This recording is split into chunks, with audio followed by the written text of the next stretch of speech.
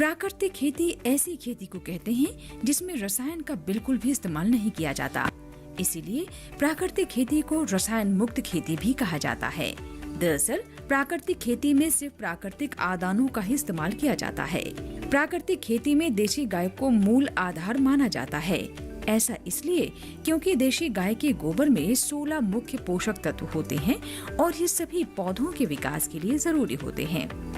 साथ ही देशी गाय के गोबर और मूत्र की महक देशी केंचुओं को बढ़ाने में भी मददगार होती है।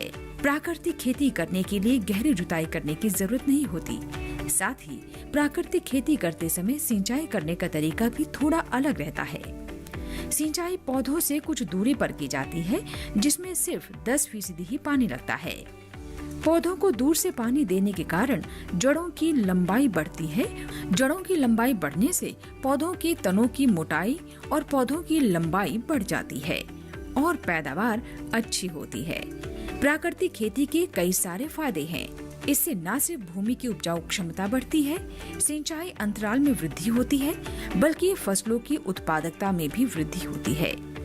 इसके अलावा प्राकृतिक खेती करने से भूमि की जल धारण क्षमता भी बढ़ती है। भूमि से पानी का वाष्पीकरण कम होता है, जिससे भूमि के जल स्तर में वृद्धि होती है।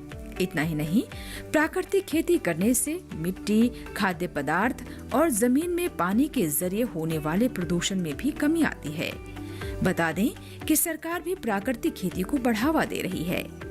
देश के कृषि विश्वविद्यालयों में प्राकृतिक खेती के अध्ययन पर खोज के लिए प्रयोगशालाओं को स्थापित किया जाएगा, जिनकी मदद से देश में प्राकृतिक खेती को मदद मिलेगी और अन्न के भंडार भी भरेंगे।